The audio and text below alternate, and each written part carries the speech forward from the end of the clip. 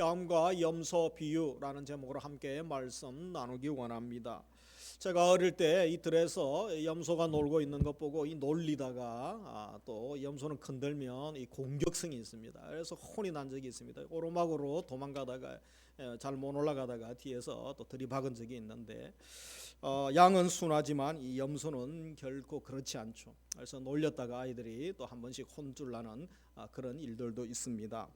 우리나라는 양을 잘 키우지 않고 일부 지역에만 그렇게 양을 키워서 양의 기질에 대해서 잘 모르기도 합니다. 그런데 이스라엘 나라에서는 이제 양을 많이 키우기 때문에 양들에 대해서도 잘 알고 또 성경에도 양을 비유로 한 그런 비유들도 많이 등장하고 있습니다. 그런데 이스라엘 양과 염소는 비슷하게 생겼습니다. 그리고 식성도 비슷하고 체격도 비슷해서 이 같이 키울 때가 많습니다. 또 같이 키우면 서로에게 유익된 점이 있다고 그러죠. 그런데 양과 염소는 확연한 차이가 있습니다. 양은 온순하고 무리를 지어서 함께 살아가는 동물이죠. 그러나 염소는 이 흩어지는 것을 좋아합니다. 그리고 언제나 자기가 우두머리가 되려고 하는 그런 기질이 있습니다. 그리고 이 공격성이 또 있죠. 경쟁자가 나타나면 싸우는 것을 좋아합니다. 이 아이들이 놀리면 이 화가 나서 따라와서 이 공격하기도 하는 것입니다. 그래서 염소 입장에서 염소 눈에서 양을 보면 어떻습니까? 미련하고 어리석해 보이지 않습니까? 그런데 양의 눈에서 또 이 염소를 보면 똑똑하고 힘있고 능력이 있어 보이기도 할 것입니다. 그렇다면 오늘 본문에서 우리 예수님은 양과 염소를 어떻게 구별하시고 무엇에 비유하고 계시는지 그 의미를 함께 살펴보기를 원합니다. 우리 본문의 이야기는 예수님께서 이미 마태복음 24장에 깨어 있으라고 말씀하신 네 번째 네 가지 비유 중에 이제 마지막 비유에 해당하는 것입니다. 예수님이 영광으로 오실 때에 영광의 보좌에 앉아 모든 민족을 모으고 양과 염소를 구분하듯 하신다. 그래서 양은 오른편에 염소는 왼편에 두십니다. 이들을 나누신 근거가 35절 36절에 나오죠. 그래서 예수님께서 줄일 때에 먹을 것을 주었고 목마를 때 마시게 하셨고 나그네 되었을 때에 또 영접했고 헐벗었을 때 옷 입고 병들었을 때 돌보고 옥에 갇혔을 때에 와서 보았다라고 하십니다. 그러면서 반대로 영벌에 처할 자 심판받을 자들은 37절부터 9절에 나오죠. 그들은 반대로 했다는 것입니다. 그렇게 하지 않았다라고 합니다. 그래서 그들을 구분하는 기준은 그런 것이고 그러면 이들에게 주실 상급이 있습니다. 이들에 대한 상급은 선을 행한 오른편 사람들은 창세부터 예비된 영원한 나라에 들어가게 하신다고 하셨죠. 그리고 왼편 사람들은 마귀를 위해 예비된 영불에 들어가게 하실 것이다. 그러면서 최종적으로 이 40절을 말씀하고 있습니다. 40절에 보시면 너희가 내 형제 중에 지극히 작은 자 하나에게 한 것이 곧 내게 한 것이다 라고 말씀을 맺는 것을 보게 됩니다. 그래서 오늘 주시는 메시지가 무엇입니까? 먼저 양과 염소 비유는 세상에 믿는 자와 믿지 않는 자를 구별하는 것이 아니라는 것입니다. 교회 안에 있는 신자와 거짓 신자를 구별하는 것에 관한 메시지라는 것입니다. 그래서 모든 민족을 심판하실 것을 악인과 선인 또 신자와 불신자를 구별한다 하라고 말씀하지 않으시고 목자가 양과 염소를 오른편과 왼편으로 구분 짓는다 라고 말씀하고 계시는 것이죠. 그래서 그 의미가 무엇이겠습니까? 우리가 읽었던 31절에 보면 인자가 자기 영광으로 모든 천사와 함께 올 때에 자기 영광의 보좌에 앉으리니 모든 민족을 그 앞에 모으고 각각 구분하기를 목자가 양과 염소를 구분한 것 같이 하여. 그래서 이 성경적으로 보면 일반적으로 이제 오른편에 오른편 하나님도 오른손 그죠? 능력의 손 아닙니까? 그래서 오른편은 대개 의로운 자리, 위엄, 영광, 존귀, 생명의 자리로 묘사합니다. 그런데 이 왼편은 이 불의한 자리, 저주받은 자리 등으로 주로 묘사되기도 합니다. 그리고 일반적으로 이 양이 염소보다 더 가치 있고 비싼 짐승으로 표현되죠. 양은 온순한 동물이지만 이 염소는 풀밭을 못 쓰게 합니다. 대충 풀도 넘고 가죠. 그래서 양들은 또 너무 꼼꼼하게 먹기 때문에 다음에 풀들이 자라려면 염소가 같이 좀 섞여 있어야 그래서 다음에 내년에 또 그 목초를 또 먹을 수 있다라고 합니다. 그래서 같이 키우는 성향이 많죠. 그리고 이 염소는 또 나무를 상하게 하는 짐승에 상징하는 그런 부분들이 있습니다. 그런데 이것보다 중요한 것은 이 팔레스타인 지방에서는 이 양과 염소를 함께 풀어놓고 먹이다가 구분하는 시점이 오는데 그 구분하는 시점이 저녁입니다. 저녁에 이들이 잘 때 같이 재우지는 않는다는 것입니다. 그래서 양과 염소를 구분하듯이라고 하죠. 염소는 털이 많기 때문에 털이 없기 때문에 따뜻한 곳을 좋아하죠. 그런데 양은 털이 많습니다. 그래서 서늘한 바깥 공기를 선호하기 때문에 바깥에 이렇게 분리해서 또 재운다고 합니다. 그래서 낮에는 멀리서 보면 다 비슷하게 보이고 그래서 쉽게 전문가가 아니면 구분하기가 쉽지 않죠. 그러나 밤에는 분명히 이들을 구분하기도 한다는 것입니다. 마치 심판때까지 알곡과 가라지를 구분하기가 쉽지 않은 것처럼, 그러나 반드시 가릴 때가 있고 심판하실 때가 있다라고 말씀하셨던 적이 있는 것이죠. 우리 마태복음 7장 22절 이하에 보면 그날에 많은 사람이 나더러 이르되 주여 주여 우리가 주의 이름으로 선지자 노릇하며 주의 이름으로 귀신을 쫓아내며 주의 이름으로 많은 권능을 행하지 아니하였나이까 하리니 그때 내가 그들에게 밝히 말하되 내가 너희를 도무지 알지 못하니 불법을 행하는 자들아 내게서 떠나가라. 그래서 예수님께서 산상수훈 때에 열매가 없는 자들을 향한 겉모양은 믿는 것처럼 보이는 자들, 외식하는 자들이 얼마나 많았습니까? 유대인들을 두고 하신 말씀이죠. 주여 주여 하면서 스스로 하나님을 위하고 하나님 사랑한다고 했지만 예수님 보시기에는 껍데기만 있고 실체가 없는 너희들이 외식하는 자들이다, 책망받을 자들이라는 것입니다. 그 당시 종교 지도자들, 유대교에 속했던 스스로 선민이고 우리가 택함받은 거룩한 민족이라고 생각했던 자들이 많았죠. 그래서 그들에게 예수님은 진정 너희가 누구인가 깨달으라고 지적하고 계시는 것입니다. 본문의 가르침도 신자라고 착각하는 거짓 신자가 많다라는 것이죠. 선민이라고 착각하는 하나님 백성 아닌 자들, 너희들이 바로 가짜라는 것입니다. 외식하는 자에 대한 말씀을 23장에 하셨죠. 그리고 오늘에서는 누구라고 합니까? 바로 염소와 같은 자들이다. 그렇게 염소로 분류되는 자들로 지칭하고 있는 것입니다. 그래서 우리가 이 비유를 통하여 우리 자신에게 물어봐야 됩니다. 나는 양입니까? 나는 염소 같은 존재입니까? 양이라고 생각하고 당연히 나는 영생을 또 얻을 것이라고 생각하지만 혹시 양같이 착각하고 염소같이 살아오고 있지 않는지, 염소의 평을 받을 것에 대한 그런 두려움을 또 우리가 가지고 있어야 되는 것입니다. 그러면서 두 번째 살필 것은 이 지극히 작은 자에게 한 것이 그리스도에게 한 것이 되는 것입니다. 우리 주님의 평가를 보면 천국에 들어갈 자들은 누굽니까? 주님이 줄이고 목마르고 나그네 되었을 때, 또 헐벗고 아프고 병들었을 때에 돌보았던 자들이죠. 이 도와준 자들이다. 그리고 반대로 영벌에 들어갈 자들은 주님이 줄이고 목마르고 나그네 되었을 때, 그리고 헐벗고 아프고 병들었을 때에 전혀 반대로 한 사람, 도와주지 않은 자들이다 라고 말씀을 하고 계십니다. 그래서 그들이 예수님이 하셨던 이 말씀에 대한 어떤 답을 합니까? 한쪽은, 오른쪽에 구분된 자들은 우리가 언제 도와주었습니까? 저희들은 전혀 그런 적이 없는데요, 생각이 안 나는데요, 이렇게 저들이 선한 일을 한 기억이 나지 않는다고, 그렇게 예수님께 하지 않았다고 답하고 있죠. 그리고 왼편에 있는 자들, 다른 한쪽은 우리가 언제 도와주지 않았습니까? 라고 하면서 이 자신이 정말 주님을 대했더라면 정말 우리가 그렇게 하지 않았을 것이라고 그렇게 또 항변하고 있는 자들입니다. 그래서 우리 주님의 대답이 중요하죠. 40절과 45절 이 두 부류에 대한 답을 하고 계십니다. 40절에 보시면 임금이 대답하여 이르되 내가 진실로 너희에게 이르노니, 같이 읽습니다. 너희가 여기 내 형제 중에 지극히 작은 자 하나에게 한 것이 곧 내게 한 것이라. 그래서 여기에 보면 내 형제 중에 지극히 작은 자, 이것은 뭐 키가 작은 사람을 이야기하는 것도 아니고 어린아이를 두고 이야기하는 것도 아닙니다. 내 형제 중에, 믿음의 공동체 중에 지극히 작은 자, 이것은 정말 볼품없는 자들이죠. 크게 뭐 사람들이 중요하게 여기지 않은, 보잘것없는 사람, 무가치한 그런 사람, 가장 보잘것없는 사람에 해당하는 부류를 이야기하고 있는 것입니다. 그래서 그들에게 한 것이 내게 한 것이다. 그러면서 이 반대의 사람들에게 45절에 보면 이 지극히 작은 자 하나에게 하지 아니한 것이 곧 내게 하지 아니한 것이니라. 그래서 이 비유의 핵심은 무엇입니까? 주님이 지극히 작은 자와 함께 계셨다는 것을 우리가 기억을 해야 되는 것입니다. 먼저 천국을 약속받은 사람들을 보면 지금까지 그들이 행했던 선행조차 이들은 기억을 하지 못하고 있습니다. 자연스럽게 했던 것이죠. 마땅히 했다는 것입니다. 그래서 상급이나 칭찬받을 것을 기대하면서 주님이 이것 하면 주님이 아시고 천사들이 다 기록해 놓겠지, 하나님께 보고하겠지, 그러면서 이들이 선한 일을 하고 목적 계획을 가지고 선한 일을 했다라고 하지 않는 것입니다. 자신들의 선행을 내세울 만한 것이 없다는 것이죠.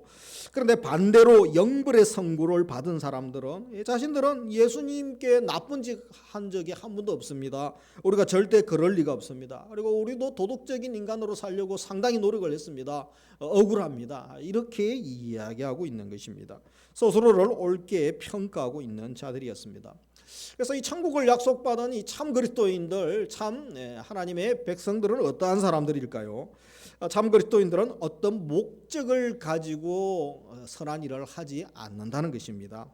누가 시켜서 하는 것이 아니라 마땅히 할 일이기 때문에 그냥 예수 그리스도에게 뿌리를 받고 있으면 나무가 가지고 뿌리가 든든하면 그죠? 줄기에서 가지가 나고 또 열매를 맺지 않습니까? 그리스도에게 붙어 있으면 자연스럽게 열매를 맺고 사랑하고 선을 행한다는 것입니다. 그래서 자연스럽게 머리에 지시를 받게 되고 지체로서 마땅히 해야 될 일, 하나님 백성으로서 마땅히 해야 될 일을 하게 된다는 것입니다. 그러나 그렇지 못한 사람들은 속에 없는 것들을 행동으로 드러내려고 하니 얼마나 삐걱거리고 힘들겠습니까? 바로 외식하게 된다는 것입니다. 마태복음 7장 17절에 보면 이와 같이 좋은 나무마다 아름다운 열매를 맺고 못된 나무가 나쁜 열매를 맺나니 라고 말씀하고 있죠. 그래서 이 좋은 나무가 아닌데 좋은 열매 맺으려고 하면 얼마나 나무가 힘들겠습니까? 너희들이 그렇다는 것입니다. 그래서 열매를 억지로 만들어두는 사람도 힘들고 이 보는 사람도 그게 다 보이지 않습니까? 힘들어지게 되는 것입니다. 그러나 주님과 깊은 관계에 맺은 사람, 주님께 뿌리를 맺은 사람은 자연스럽게 아름다운 열매를 풍성히 맺게 되는 법입니다. 또 이들이 아무 의식도 하지 아니하고 지극히 작은 자에게 선을 베풀었죠. 그래서 그렇게 한 이유가 무엇이겠습니까? 그 대답은 지극히 작은 자 하나에게 한 것이 그리스도에게 한 것이다 라는 말씀에 담겨 있는 것입니다. 그래서 그 보잘것없는 무가치한 자들을 귀하게 여긴 이유가 무엇입니까? 그들을 나무로 보지 않았다는 것입니다. 그것은 바로 한 지체로 보았다는 것이고 한 형제로 보았다는 것입니다. 형제의식이 이들에게 있었다는 것입니다. 하나님 자녀들의 눈에는 모든 사람들은 특별히 그리스도 안에 있는 자들은 더욱 그리스도가 필요한 자들임을 알게 되고 또 한 형제요 한 자매임을 깨닫게 되는 것입니다. 그런 마음 가지고 세상의 사람들을 보게 되고 그 누구도 나무로 여기지 않고 주님과 무관한 주님의 사랑에서 소외되고 저 사람은 지옥 가야 될 사람이야 그렇게 생각하지 않는다는 것입니다. 오늘 이 비유는 우리가 놓치지 말아야 될 신앙의 핵심이 무엇인지 말씀하고 있는 것입니다. 과연 나는 그리스도를 머리로 한 몸된 교회의 지체인가 지체가 아닌가 그것이 중요하다는 것입니다. 내가 그리스도의 몸된 교회의 지체요 주님이 또 머리이심을 인정한다면 머리의 통치를 받는 것이죠. 그래서 그리스도의 지시를 받게 됩니다. 그리고 십자가 정신 말씀의 원리를 따라 행동하고 순종하려고 하게 됩니다. 내 주변 사람들 보면 연약함과 부족함을 대할 때에 그들을 섬길 마음, 돌볼 마음이 생기게 됩니다. 그러므로 이런 한몸의식, 형제의식을 가진 그리스도인들에게 있어서 지극히 작은 자 한 명이 목마르고 줄이고 헐벗고 있습니다. 고통 가운데 또 있습니다. 그런 분들을 보면서 그냥 가만두는 것은 수치고 부끄러운 일이라는 것입니다. 가만히 있을 수가 없다라는 것입니다. 우리가 제대로 살고 예수 그리스도의 통치를 받는다면 머리이신 그리스도의 통치를 받는다면 그것은 바로 이웃을 행복하게 하는 것이고 또 교회가 영광스럽게 주님 앞에 쓰임 받게 되는 것입니다. 그래서 이런 분들에게는 이웃의 고통이 주님의 고통으로 느껴지는 것입니다. 이웃의 눈물, 내 형제의 눈물이 주님의 눈물로 느껴져서 그것에 대해서 이들이 자연스럽게 반응하게 된다는 것이죠. 그렇다면 지극히 작은 자 하나에게 관심을 갖는 일은 무엇이겠습니까? 줄인 자, 목마른 자, 나그네 된 자를 돌보고 또 벗은 자, 아픈 자, 갇힌 자를 방문하고 따뜻하게 대해주는 것, 이것은 어떤 높은 자리에 가야 되고 돈이 많아야 되고 뭐 이런 특별한 조건을 갖출 때 할 수 있는 것만이 아니라는 것입니다. 지금 내 형편에서 얼마든지 내가 마음 먹으면 할 수 있는 일이라는 것이죠. 그리고 너무나 마땅히 우리가 할 수 있는 일이라는 것, 또 우리가 줄 수 있는 도움이라는 것입니다. 아무리 가난해도 목마른 자에게 여러분 물 한 잔 못 주겠습니까? 우리 교회도 이제 여름이나 되면 그저 또 비 올 때 되면 이 교회에서 잠깐 쉬는 분들이 있으셔요. 문 열어놓고 차 한잔 하고 가시라고 이제 이렇게 대접하죠, 그죠? 그래서 물 한 잔은 누구나 줄 수 있습니다. 이 화장실도 누구나 이용할 수 있는 것이죠. 그리고 헐벗은 자에게 내가 입고 입던 옷 줄 수도 있는 것입니다. 아프고 고통 당하는 자가 있으면 그들 곁에 말을 들어주고 함께 해주는 것. 요즘 욥의 세 친구들처럼 그저 정지하고 비난하고 위로한답시고 오히려 고통만 더 주는 것이 아니라 그냥 함께 있는 것, 공감해 주는 것만 해도 얼마나 큰 힘이 됩니까? 누구나 할 수 있는 것입니다. 단순하게 마음 먹으면 할 수 있는 것입니다. 그런데 영불에 들어갈 자들은 적극적인 이들이 악을 행한 것 때문에 심판받는 것이 아니고 마땅히 행해야 될, 그리스도인으로서 주님의 백성으로 마땅히 행해야 될 선을 하지 않았기 때문이라고 말씀합니다. 그래서 야고보서 4장 7절 17절 우리 같이 읽습니다. 그러므로 사람이 선을 행할 줄 알고도 행하지 아니하면 죄니라. 선을 행할 수 있는데 행하지 않는 것이 죄다. 악한 짓 한 것만 죄가 아니라는 것입니다. 부지 중에 잘못은 변명의 여지가 있지만 성도들이 어려운 처한 상황을 보고 또 돕는 일에 무관심한 것, 그것은 그리스도에게 불충성한 죄를 범하는 것이라고 말씀합니다. 몸의 지체로서 마땅히 해야 할 일을 하지 못했기 때문에 그렇습니다. 그래서 내 눈앞에 도움의 손길이 분명히 도와줘야 될 상황이 보입니다. 어르신의 길 가다가 쓰러져서 지금 뼈가 부러졌어요. 내 바쁘다고 지나가면 안 되죠. 전화를 하거나 119를 부르거나 뭔가 도움을 줘야 되지 않습니까? 이것은 특별한 능력 또 재능이 필요한 것이 아닙니다. 부유하지 않아도 내게 주어지는 상황 가운데서 마땅히 자연스럽게 또 우리가 선을 행할 수 있는 것입니다. 그래서 우리가 기억해야 될 것은 예수님은 오늘 말씀해 보면 지극히 작은 자의 모습으로 우리와 함께 하십니다. 예수님이 지금 어디에 계시느냐? 바로 지극히 작은 자의 모습으로 내 삶의 영역에서, 일터에서, 학원에서, 가정의 집안에서 또 교회에서 함께 하실 수 있다라는 것입니다. 함께하고 계신다는 것입니다. C.S. 루이스가 이런 말을 했습니다. 이웃을 사랑할 것인지 아닌지 궁리하는데 시간 낭비하지 말고 그대로 행하라. 이웃을 사랑하라는 거죠. 그리고 초대 교부였던 터툴리안이나 클리멘트는 어떤 말을 했습니까? 너희가 도움이 필요한 형제들을 볼 때 그것은 주님을 보는 것이다. 그래서 오늘 말씀에 근거해서 그들이 바로 주님의 모습으로 오신 것이죠. 그리고 성 프란치스코가 어느 날 말을 타고 가다가 맞은편에 나병 환자가 절룩절룩하면서 걸어가는 것을 봅니다. 그래서 그 당시 사회적 이제 인식이 안 좋았기 때문에 도망가야지 그러면서 말을 돌려서 도망가다가 마음에 뉘우침이 오게 됩니다. 그래서 말을 돌려서 그가 내려서 그를 또 포옹하고 입을 맞추었습니다.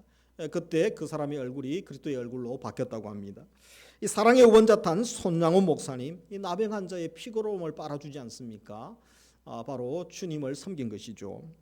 이 톨스토이가 썼던 구두장이 마틴이라는 단편 소설이 있습니다. 읽어보신 분도 계실 텐데요. 그래서 이 마틴은 지하방에서 이 구두 수순하는 가난한 사람이었습니다. 낮에는 그렇게 일하고 밤에는 이제 말씀 보고 가난하고 경건한 그리스도인이었습니다. 어느 추운 날 그가 성경을 읽고 있다가 깜빡 졸았는데 꿈에 예수님이 나타나시죠. 그래서 마틴아, 내가 내일 너를 만나러 갈 것이다. 그 꿈을 그가 꾸게 됩니다. 얼마나 기쁘겠습니까? 그래서 다음 날 구두 수순을 하고 계속 주님이 언제 오시려나 기다리고 있습니다. 그런데 아무리 기다려도 주님이 오시지 않습니다. 그런데 지하 창문 밖으로 넓고 가난한 청소부가 추위에 떨면서 이 거리를 썰고 있는 모습을 봅니다. 그래서 너무 추운데 고생하시는데 선생님, 저희 누추한 집이지만 잠깐 오셔서 차 한잔 하시고 몸 좀 녹이고 가세요. 이제 그렇게 대화를 하고 시간을 보냅니다. 그분이 나가고 난 다음에 또 창밖을 보니까 아기를 안고 추위에 떨고 있는 한 여인을 발견하게 됩니다. 그래서 마틴이 또 그 아기를 데리고 와서 따뜻한 수프를 만들어주고 그리고 또 자기 허름한 외투를 아기에게 감싸고 또 따뜻하게 해줍니다. 그러면서 아기에게 우유값 하라고 얼마를 지어줍니다. 그러면서 조금 시간이 지나서 작은 소년 한 명이 이 배고픔을 이기지 못하고 이 사과 하나 훔친 것 때문에 주인 가게에 할머니가 고함을 지르는 소리가 들립니다. 그래서 뛰어나가서 할머니에게 무언가를 말을 하고 이 할머니가 소년을 용서해 주게 됩니다. 그러다가 이제 어둠이 밀려오는 저녁 시간이 되어집니다. 그때까지 주님은 나타나지 않습니다.